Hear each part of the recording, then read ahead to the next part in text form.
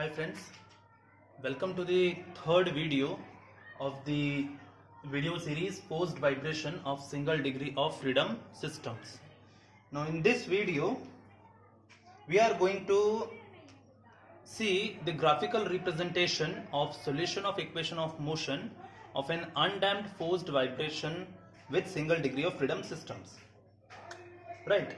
So in the previous video, the video number 2, we have derived the solution of equation of motion for an undamped forced vibration system with single degree of freedom. Now in this video, as I told you, I'm going to show you the graphical representation of that solution of equation of motion. So our today's topic is graphical representation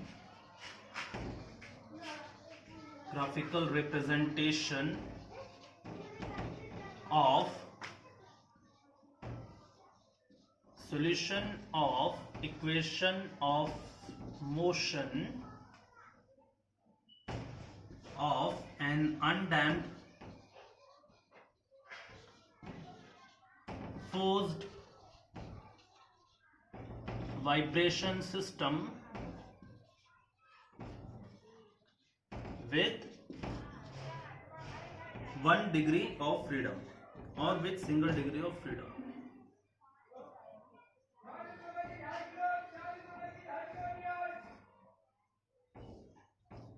So let us see how the graphical representation look like. Now before starting this graphical representation, let us recall what was the solution of equation of motion for this kind of system. So the solution was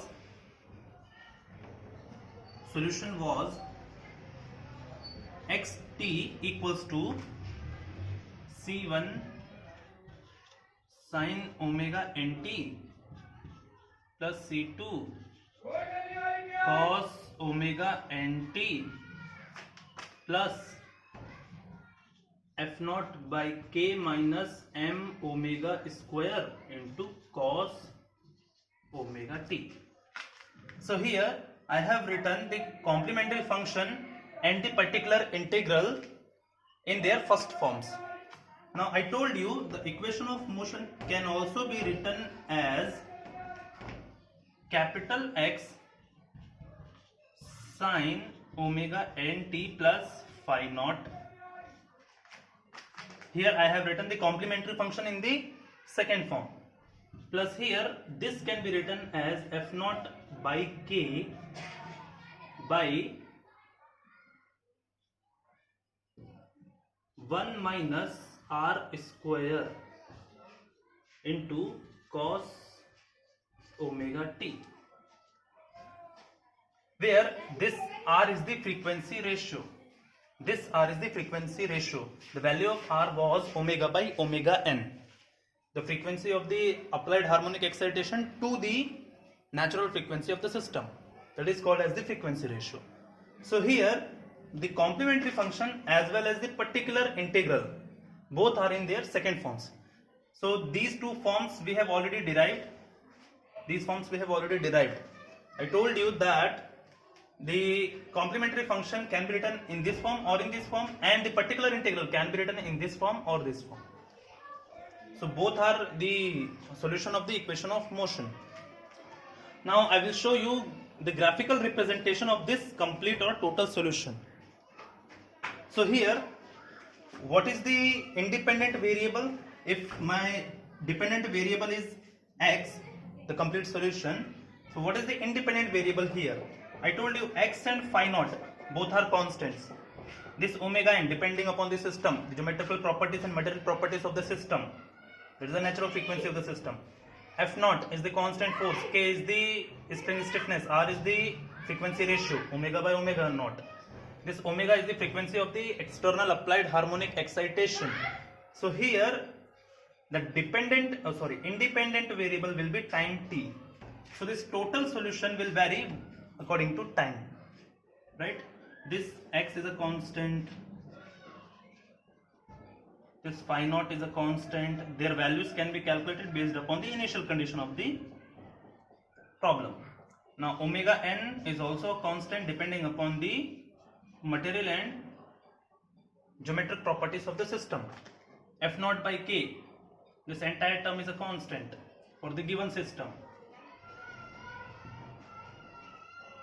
This R is a constant for the given system. Once you are fixing the system, these values will be fixed. So here only the unknown variable will be time t. So this time t will be a variable. So I can simply write this x t is a function of time, right? So if x is a function of time, on the y-axis of the graph I should draw this x with respect to time, and on the x-axis of the graph there will be time or some function of time will be there, right? Now I am going to show you the graph.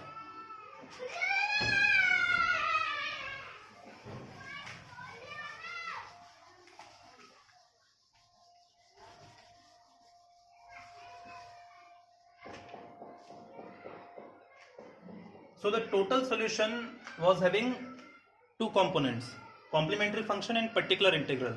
I'll draw different graphs for both of them. Then because the total function is a summation of complementary function and particular integral, then I'm going to merge both the graphs. Then I'll show you the complete solution. Suppose I'm drawing the I want to tell you one more thing, that suppose you are writing the solution as capital X sine omega n t plus phi naught plus f naught by k by 1 minus r square cos omega t. Suppose you are writing like this. Now here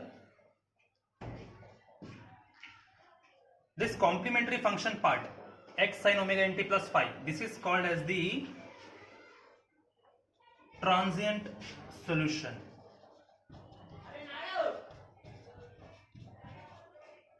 The complementary function part of the total or complete solution is called as the transient solution of the equation of motion. And this part f naught by k by 1 minus r square into cos omega t, this portion is called as steady state solution. Steady state solution of the total solution part, right? So the particular integral will be called as the steady state solution part of the complete solution. Now this complementary function is called as a transient solution or transient response.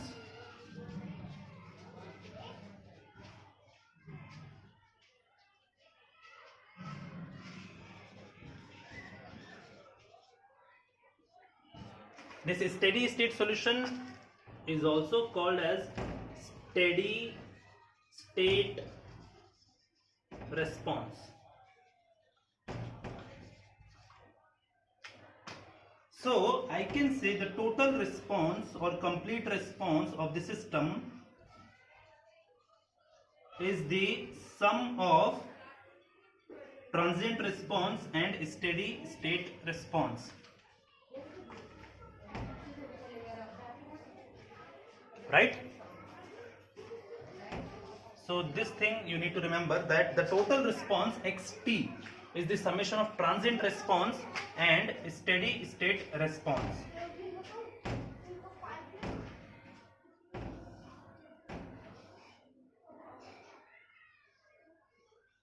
Remember this thing.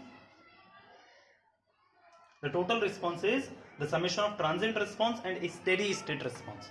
Why this response is called as transient response, why this response is called as steady state response, that we are going to discuss after drawing the graph. Right? So as I told you, first I will draw the graph of transient response, then I will draw the graph of steady state response.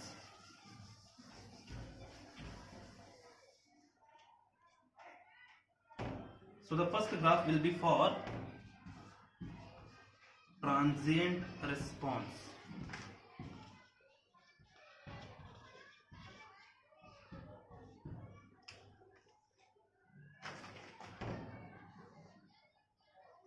is y-axis, this is x-axis. As I told you, on the y-axis there should be the response. So here I can write this transient response to be xct. You can recall transient response or transient solution is nothing but the complementary function part of the total solution, right? So I'm writing this as xct, don't be confused. Here on the x-axis I should draw the time t, or I can write this to be a function of time t, that is omega t also I can write, right? So here I'm going to take time t on the x-axis, or omega t I'm going to take. Now you can recall the transient response equation. What was the equation of transient response? This was x sine omega nt plus phi naught, right? So here you can see the transient response is the function of time, and the time varies as a sine wave. So I should simply draw a sine wave, right? Here we have a initial phase angle phi naught, so I'll take the initial phase as phi naught and then I'll draw a simple sine wave. So how a simple sine wave looks like? So see, not this much big.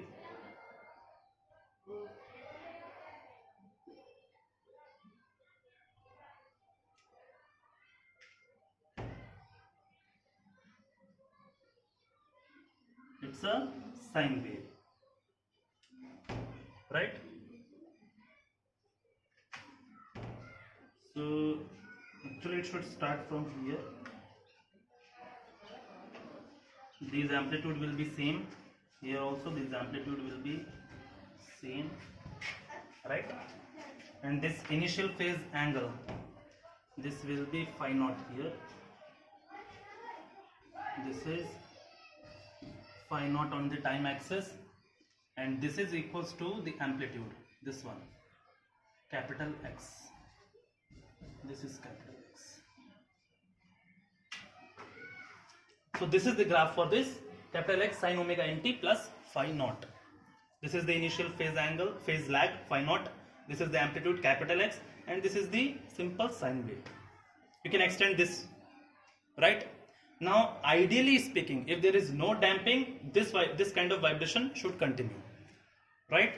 Now I'll draw the graph for steady state response. So this is the graph for transient response. Now I'll draw the graph for steady state response.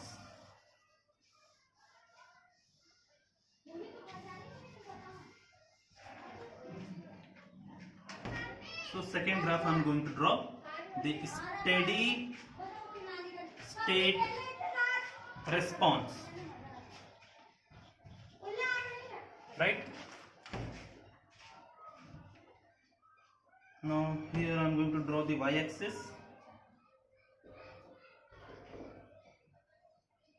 Here this is the x-axis.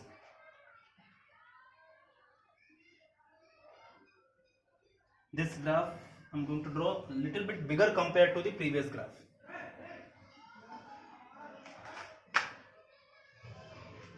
So on the y-axis, we know we should draw the motion xt. So we know that the steady state response or steady state solution is the particular integral part of the total solution. So I'll write this to be as xpt. This I'm writing as xpt. Now on the x-axis, there will be time or some function of time. So I'm taking omega t here. Now I should take the amplitude constant on the positive side of the y-axis also, on the negative side of the y-axis also. So what was the amplitude of this steady state response? So for that we'll recall the equation of steady state response. The equation of steady state response was f0 by k by 1 minus r square into cos omega t. This was the equation of steady state response, where this f0 by k by 1 minus r square is the amplitude of the steady state response. So we can write this steady state response as a cos omega t also, where this a value, the amplitude value, will be f0 by k by 1 minus r square. So you should remember, this is the point to remember, the amplitude of the steady state response is equals to f naught by k by 1 minus r square. This you should remember. Right, this is the amplitude of the steady state response, f naught by k by 1 minus r square. And what was the amplitude of the transient response? Capital X. How to get the value of capital X? The amplitude of transient response? That value can be calculated based upon the initial condition given in the problem.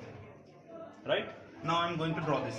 So this amplitude of the steady state response f naught by k by 1 minus r square is much greater than the amplitude of the transient response, capital X. So here I should take this amplitude little bit bigger compared to the previous one. So here I am going to take this amplitude. This amplitude f naught by k by 1 minus r square. So similarly here also I am going to draw.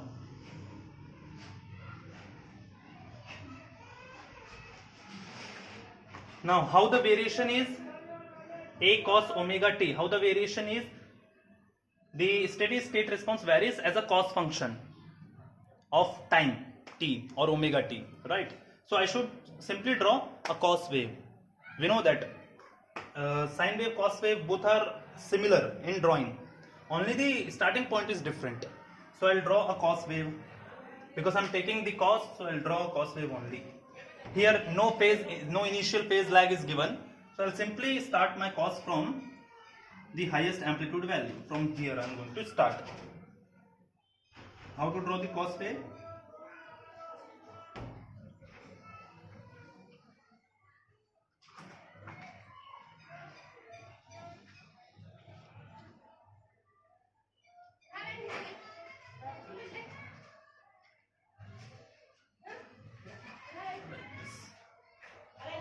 It's a cos function, right? So till here only I'll draw. You can just extend it, right? Now here the amplitude, this amplitude is equals to how much? This amplitude is equals to capital A, where this A value we know that f naught by k by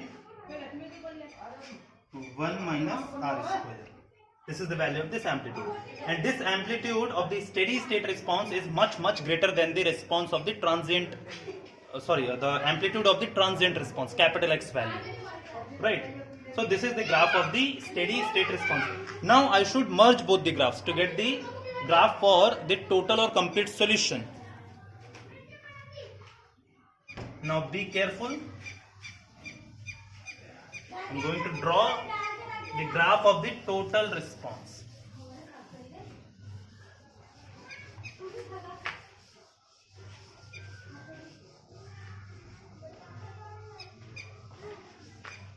See, the third graph is the graph of the total response or complete response.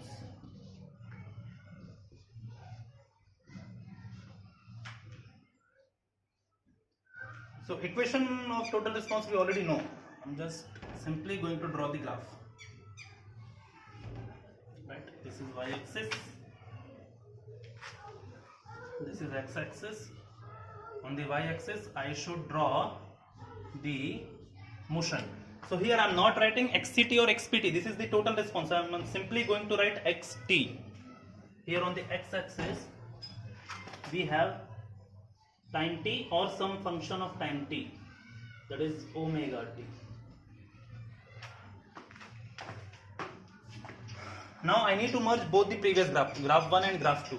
So for that what I will do, see, there should be a cos wave like this. There should be a cos wave of the steady state response. So I should draw the amplitude also for the steady state response. So this is the amplitude of the steady state response here also. In between these two positive and negative amplitudes, I should draw the cos wave that will show the steady state response.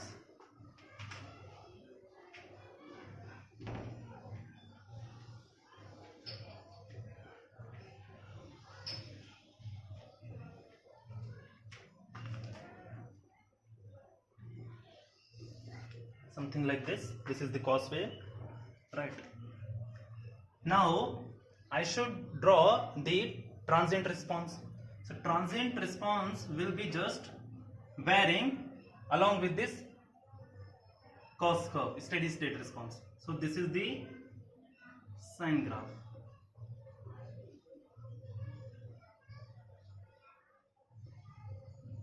Of transient response.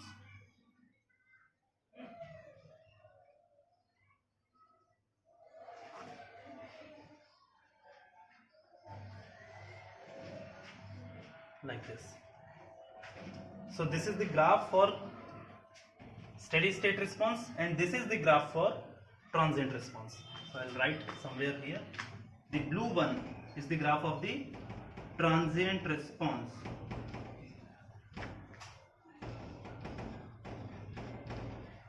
This black one is the graph for the steady state response.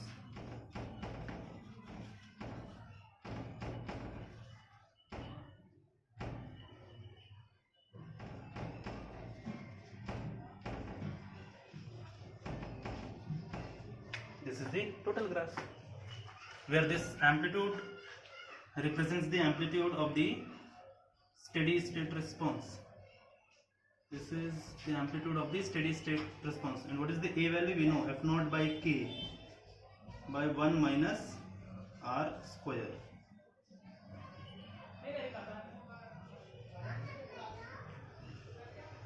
Right. So this is the total graph of the total response. I don't think so. I once again need to write the equation of the total response that we have already derived. So you observe this graph carefully. This is the graph of the total response with respect to time. Time is the independent variable. Total response xt is the dependent variable. Okay, now we'll move forward. After drawing the graph of the total response, we can conclude something. So here our topic of the graphical representation of solution of equation of motion ends here. The topic ends here on this graph. If in exam somebody is asking you draw the graph of the total response for an undamped forced vibration system with single degree of freedom with respect to time, so you should draw the third graph. The third graph. They are asking about third graph only. Just to explain you, I have drawn the transient response graph and a steady state response graph separately, but the third graph is the graph for the total response or complete response. Now next thing, we can conclude something from the graph.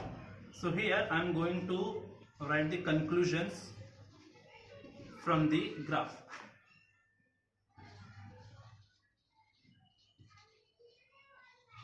So in order to conclude something, you should have the graph. So take the graph in front of you, then you just relate the points which I am going to state here. Right. See, ideally speaking, because the system is undamped system, so there is no damping. If there is no damping, the transient response will never die.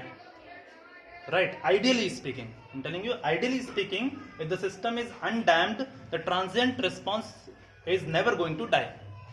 Talking about steady state response, so the steady state response will be there as soon as your harmonic force will be there in the system. Right? So transient response will be there as long as there is no damping. Steady state response is there as long as there is a harmonic force. But as I told you, I am speaking ideally. What should be the practical case? In practical case, there is always some kind of damping is present.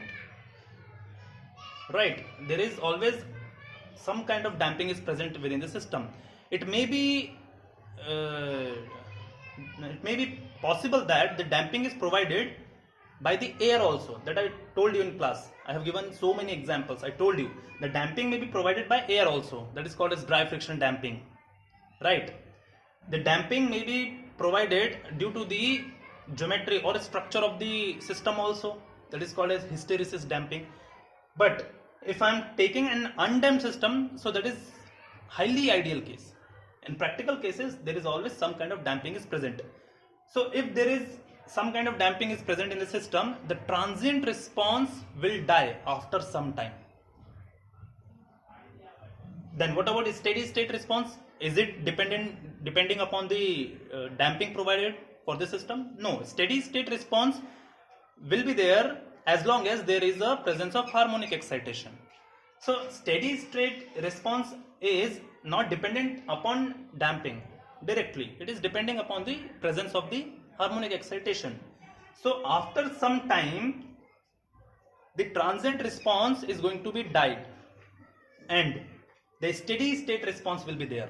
So you can say initially the total response consists of the transient response and steady state response, but after some time, as your vibration starts, after some time the total response will be the steady state response only, because the transient response will die due to the presence of damping in the system. The damping may be dry friction damping, then damping may be structural damping also, right? So that points I'm going to write here. So the conclusion, the first conclusion,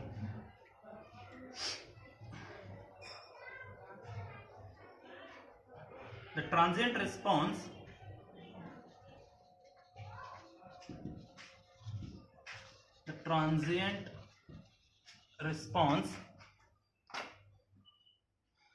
is never going to die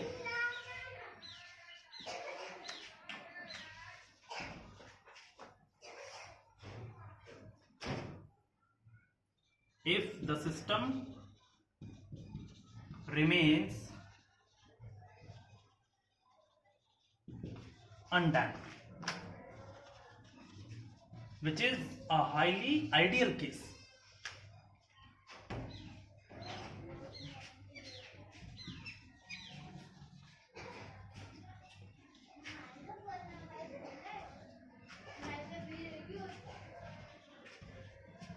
This is the ideal case, right? Second point, the steady state response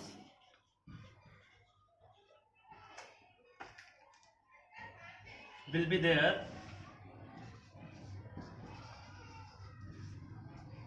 as long as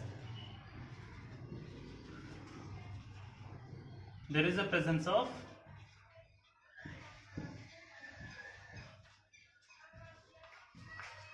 harmonic excitation in the system.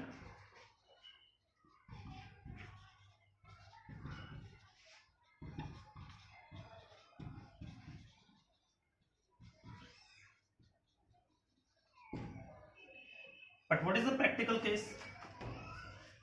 So here I am going to write the practical case. Practically,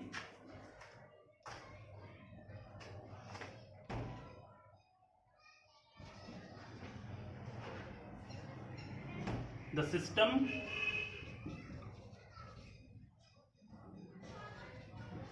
will be somehow damped. If you are not going to provide the damper, that means if you are not going to provide the viscous damping, then also the system may be damped due to the presence of air or due to the structure of the system.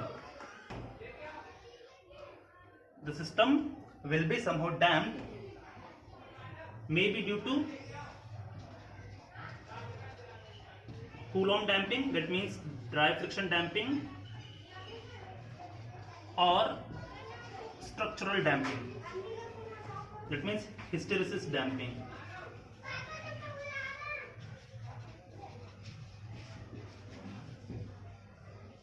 This is the third point. Now what is the fourth point?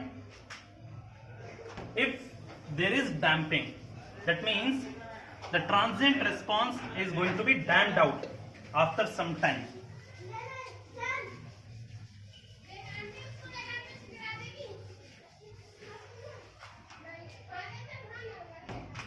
So here I am going to write after some time t. After some time t. After some time t, what is going to happen? The transient response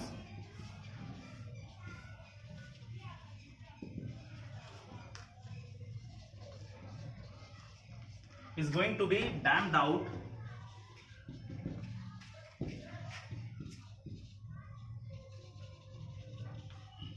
due to the presence of damping.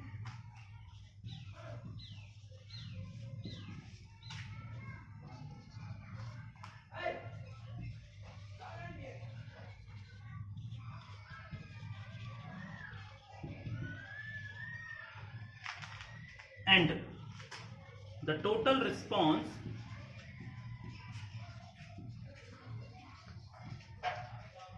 is will be due to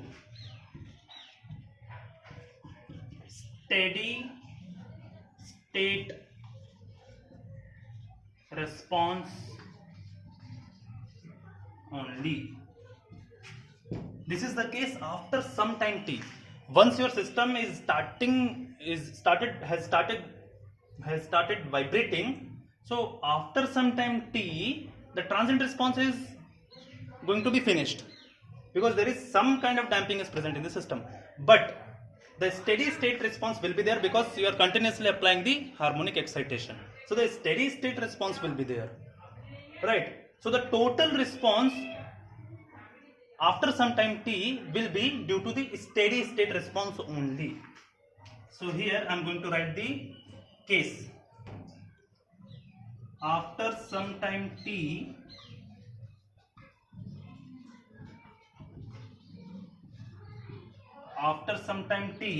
the total response, so both the cases I am going to write. Initially, what is going to happen? Initially, the total response xt will be due to transient response xct plus steady state response xpt, right? But after some time, once your system has started vibrating, after some time t,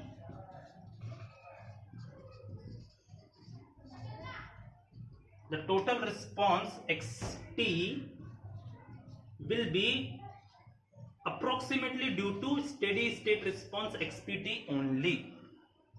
There will be no xct, that will become zero after some time because the transient response is going to be damped out after some time, right? This xct will become zero after some time t. So the total response will be due to the steady state response only. So here I am going to write this case. The total response initially is due to transient response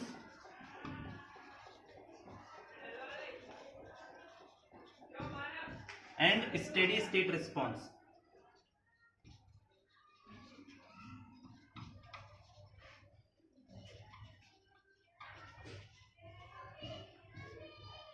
Right?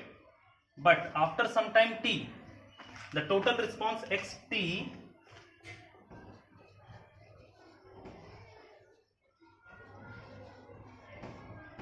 will be due to steady state response only.